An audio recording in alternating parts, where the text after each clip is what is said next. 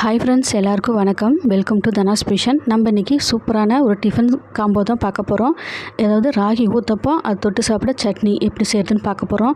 இந்த ஊத்தப்பத்துக்கு நம்ம அரைச்சி புளிக்கி வைக்கணும், மாவு புளிக்கி வைக்கணும் அவசியம் கிடையாது. அதேமாதிரி சட்னியும் 2 நிமிஷத்தில் சீக்கிரம் செஞ்சு முடிச்சிடலாம். இப்போ தான் நம்ம சேனலுக்கு வரீங்கன்னா சப்ஸ்கிரைப் பண்ணிட்டு பாருங்கள். இப்போ வாங்க வீடியோக்குள்ளே போகலாம்.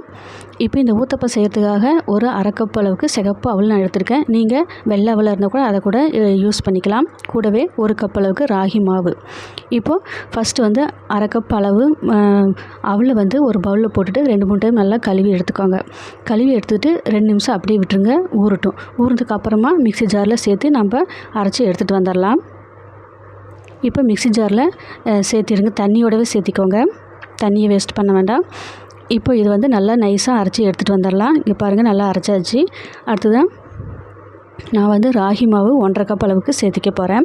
இதுக்கு 1 கப் அளவுக்கு யூஸ் பண்ணாலும் போகும், இல்லைன்னா 1.5 கப் கூட சேர்த்து செய்யலாம், நம்ம விருப்பம்தான். இப்போ இந்த ராகி மாவையும் இது கூட சேர்த்திக்கோங்க, அதாவது கேழ்வரகு மாவு சேர்த்துட்டு இது கூட அடுத்ததாக புளிச்ச இட்லி மாவு ஒரு 2 குழிக்கரண்டி அளவு சேர்த்திக்கோங்க. நீங்கள் அதுக்கு பதிலாக தயிர் இல்லைன்னா மோர் கூட சேர்த்து செய்யலாம். நான் இன்றைக்கி புளிச்ச இட்லி மாவு தான் சேர்த்திருக்கேன். இப்போ 2 குழிக்கரண்டி சேர்த்திட்டு தண்ணி கொஞ்சமாக விட்டுட்டு இதை நல்லா அரைச்சி எடுத்துகிட்டு வந்துடலாம். இப்போ பாருங்கள், நல்லா அரைச்சாச்சு. இப்போ இதை ஒரு பாத்திரத்தில் இந்த மாவை சேர்த்திக்கலாம். சேர்த்திட்டு இப்போது மிக்ஸி அலம்பின தண்ணியும் கொஞ்சம் சேர்த்திக்கோங்க.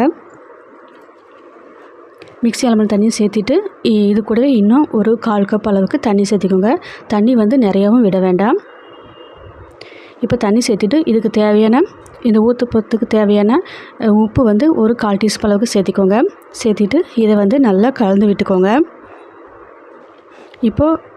இப்போது தோசை மாவு நம்மளுக்கு ரெடி ஆயிடுச்சு.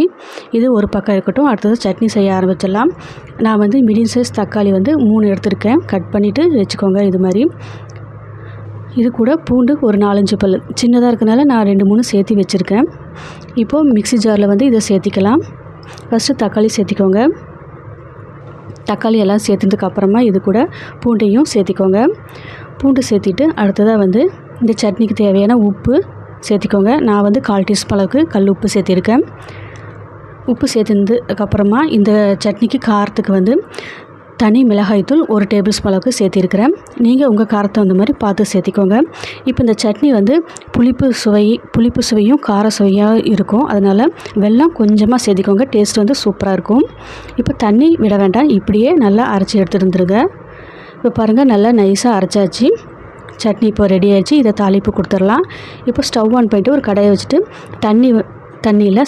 ஆயில் ஒரு 1/2 டேபிள் ஸ்பூன் விட்டுட்டு இது காஞ்சதுக்கப்புறமா கடுகு, உளுத்தம்பருப்பு, அப்புறம் கடலைப்பருப்பு சேர்த்து நல்லா பொரிய விடுங்க.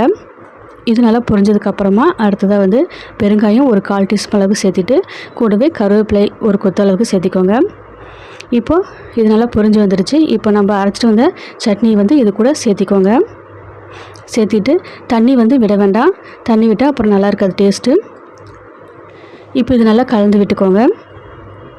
கலந்து விட்டதுக்கப்புறமா இதோட பச்சைத்தன்மை போகிற வரைக்கும் நல்லா ஒரு 2-3 நிமிஷம் மட்டும் கொதிக்க விடலாம். ரொம்ப நேரம் கொதிக்கணும்னு அவசியம் கிடையாது. ஒரு 2-3 நிமிஷம் இல்லை 3 நிமிஷம் இந்த மாதிரி கொதித்து வந்ததுக்கப்புறமா ஸ்டவ் ஆஃப் பண்ணிவிட்டு எடுத்து வச்சுக்கோங்க. இப்போ சட்னி ரெடி. அடுத்தது நம்ம ஊத்தப்பம் இப்போ செய்ய ஆரம்பிச்சிடலாம்.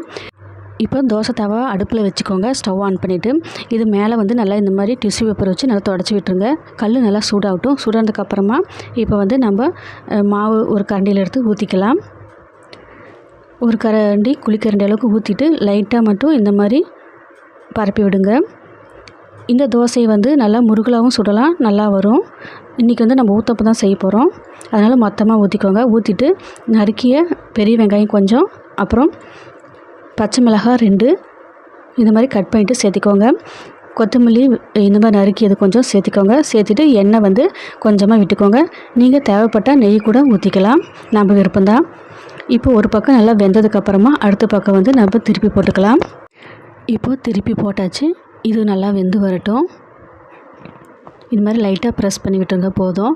இப்போ வெந்தது போதும் நம்மளுக்கு. இப்போ இதை எடுத்து ஒரு பிளேட்டில் எடுத்து போட்டுடலாம். இதே மாதிரி அடுத்த ஊத்தப்பமும் போட்டு நம்ம எடுத்து இப்போ காட்டுறேன் நான் இப்போ உங்களுக்கு. இப்போ பாருங்கள், அடுத்ததும் ஊற்றியாச்சு. பிளேட்டில் எடுத்து நம்ம போட்டிருக்கேன். பாருங்கள், சூப்பராக வந்து நம்ம ராகி ஊத்தப்பம் வந்து ரெடி ஆயிடுச்சு. இது ரொம்ப ஈஸியானது. அதேமாதிரி சட்னியும் சீக்கிரம் செஞ்சு முடிச்சிடலாம். கண்டிப்பாக நீங்கள் வந்து உங்கள் வீட்டில் இது மாதிரி செஞ்சு பாருங்கள், எல்லோரும் விரும்பி சாப்பிடுவாங்க. இப்போ வாங்க டேஸ்ட் எப்படி இருக்குதுன்னு பார்க்கலாம். சட்னி கூட சாப்பிட்டு பார்க்கலாம். இப்போ பார்த்தீங்கன்னா டேஸ்ட் வந்து சூப்பராக இருக்குது. இதே மாதிரி நீங்கள் செஞ்சு பார்த்துட்டு டேஸ்ட் வந்து எப்படி இருக்குதுன்னு கமெண்ட்டில் சொல்லுங்கள். லைக் பண்ணுங்கள், ஷேர் பண்ணுங்கள். நாளைக்கு வந்து இன்னொரு வீடியோவில் பார்க்கலாம். தேங்க்யூ.